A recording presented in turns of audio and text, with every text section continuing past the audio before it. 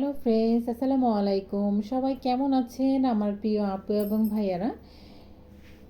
আশা করছি আল্লাহর রহমতে আপনারা সবাই ভীষণ ভালো আছেন। আলহামদুলিল্লাহ, আপনাদের দোয়া আমিও ভালো আছি। আজকের পর্বে তৈরি করে দেখাচ্ছি ঈদ স্পেশাল গরুর কলিজা ভুনা। এই কলিজা ভুনাটা খুবই সহজে আমি তৈরি করে দেখাবো, আর খুবই ঝালঝাল একটা কলিজা ভুনার রেসিপি শেয়ার করতে চলেছি। এটা খেতে যেরকম মজা, আর দেখতেও কিন্তু অনেকটাই লোভনীয়, দেখেই হয়তো বুঝতে পারছেন। আর কলিজাটা শক্ত হবে না, সেই টিপসটা আপনাদেরকে বলে দিব। তো চলুন শুরু করি। তো কলিজা ভুনা করার জন্য সর্বপ্রথমে আমি একটি মশলা মিক্স করে নেব। এই মশলাটা এভাবে যদি মিক্স করে নেন, এতে করে বাটা মশলার খুবই সুন্দর একটা ফ্লেভার পাওয়া যায়। এর জন্য একটি বাটিতে আমি 1 টেবিল চামচ হলুদ গুঁড়া নিয়ে নিয়েছি, আর উঁচু করে 1 টেবিল চামচ মরিচের গুঁড়া নিয়ে নিয়েছি।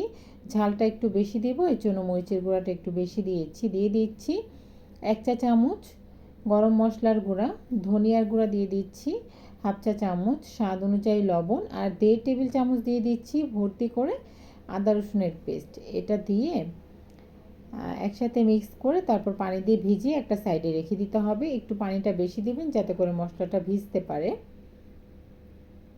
এখন চুলায় একটি প্যান বসিয়ে পানি গরম করে নিয়েছি পর্যাপ্ত পরিমাণে, আর এখানে 1 কেজির মতো কলিজা রয়েছে। ছোট টুকরো করে আমি এগুলো দিয়ে দিচ্ছি।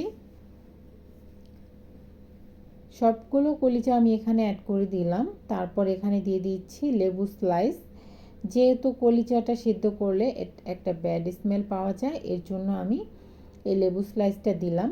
এটা আপনারা দিতে চেষ্টা করবেন, এতে করে যেই একটা ফ্লেভার বের হয় না, এটা আর বের হবে না। আর বের হলেও আর কি, লেবুর জন্য এটা মানে অতটা খারাপ লাগবে না, এর জন্য লেবু স্লাইস দিয়ে দিলাম। এখন এগুলোকে একটু নেড়েচেড়ে বেশ কিছু সময় সেদ্ধ করে নিয়েছি। আর কলিজাটা সেদ্ধ হওয়ার পর এটাকে নামিয়ে নিব। আর বেশি সেদ্ধ করা যাবে না, এতে করে কিন্তু শক্ত হয়ে যাবে। এই যে দেখতে পাচ্ছেন স্কিনটা, এটা কিন্তু একটা সাদা একটা মানে পর্দার মতো থাকে, এটাকে তুলে ফেলে দিতে হবে সেদ্ধ করার পরে। এতে করে যখন কলিজাটা রান্না করবেন, কলিজাটা কিন্তু শক্ত হয়ে যাবে না, এটা অবশ্যই ফেলে দিতে চেষ্টা করবেন। ধুয়ে পরিষ্কার করে কেটে নিয়েছি, দেখতে পাচ্ছেন আমি খুবই সুন্দর করে ছোট ছোট কিউব করে কেটে নিয়েছি। এখন এটাকে সাইডে রেখে দিচ্ছি। তা এখন প্যানে আমি পর্যাপ্ত পরিমাণে তেল দিয়ে দিচ্ছি। কলিজা ভুনার ক্ষেত্রে কিন্তু তেলটা অনেকটাই বেশি লাগে, এর জন্য আমি অনেকটা তেল দিয়ে নিয়েছি। আপনারা পরিমাণটা বুঝে তারপর অ্যাড করবেন। এখানে আমি 1 কাপের মতো পেঁয়াজ কুচি অ্যাড করে দিলাম। পেঁয়াজটাকে একটু সফট হয়ে আসা পর্যন্ত ভেজে নিতে হবে। বেশি কালার করে ফেলা যাবে না, এতে করে যে মশলাটা থাকে না সেটা একটু কালচে হয়ে যাবে। এখন এখানে 3টা এলাচ দিয়ে দিচ্ছি, মুখ ফাটিয়ে দিয়েছি, এতে করে শুকনাটা বেরিয়ে আসবে। 2 টুকরো দারচিনি দিয়ে দিয়েছি, 2টো তেজপাতা দিয়ে দিলাম। এখন এই পেঁয়াজের সাথে এটাকে একটু হালকা ভেজে নিচ্ছি। পেঁয়াজটা যখন এ পর্যায়ে সফট হয়ে যাবে, তখন আমি সেই যে বাটা মশলাটা রয়েছে, ভিজিয়ে রাখা মশলাটা রয়েছে, সেটা অ্যাড করে দিলাম। এখন বাটিটা ধুয়ে আমি পানিটা অ্যাড করে দিয়ে মশলাটাকে ভালোভাবে কষিয়ে নিব। মশলা কষানো হয়ে গেলে আপনারা বুঝতে পারবেন তেলটা কিন্তু একেবারে উপরে ভেসে উঠবে। মশলাটা একবার ভালোভাবে কষিয়ে নিতে চেষ্টা করবেন, এতে করে কিন্তু যখন কলিজাটা রান্না করবেন, মশলার যে একটা গন্ধ থাকে কাঁচা স্মেল, সেটা আর আসবে না। মশলা কষিয়ে নেওয়ার উপরে কিন্তু অনেকটাই রান্নার স্বাদ ডিপেন্ড করে, সেটা আপনারা বুঝে মশলাটা ভালোভাবে কষিয়ে নেবেন। মশলাটা অনেকটা সময় আমি কষিয়ে নিয়েছি, আমি মাঝখানে আরও একবার পানি দিয়ে কষিয়ে নিয়েছিলাম। এখন আমি কলিজাগুলো অ্যাড করে দিচ্ছি। কলিজাটা দিয়ে এটাকে অনেকটা সময় কষিয়ে নিতে হবে, যাতে করে কলিজার ভিতরে মশলাটা লবণ ভালোভাবে প্রবেশ করতে পারে। নেড়েচেড়ে আমি এটাকে ভালোভাবে কষিয়ে নিচ্ছি। দেখেন অনেকটা সময় পর কিন্তু কলিজাটা কষিয়ে নেওয়া হয়ে গেছে, তেল একেবারে ভেসে উঠেছে। এখন আমি এখানে কিছুটা কাঁচামরিচ অ্যাড করে দিচ্ছি। যেহেতু ঝাল ঝাল কলিজা ভুনা রান্না করছি, এর জন্য আমি কাঁচামরিচটা একটু বেশি দিয়েছি। এটার মুখটা একটু ফাটিয়ে দিয়েছি, ঝালটা বেরিয়ে আসতে পারে এর জন্য। একটি বড় সাইজের আলু আমি কিউব করে কেটে এখানে অ্যাড করেছি। আপনারা চাইলে এটা স্কিপ করতে পারেন, বাট আমার কলিজা ভুনায় আলুটা খেতে ভালো লাগে, এর জন্য আমি দিয়েছি।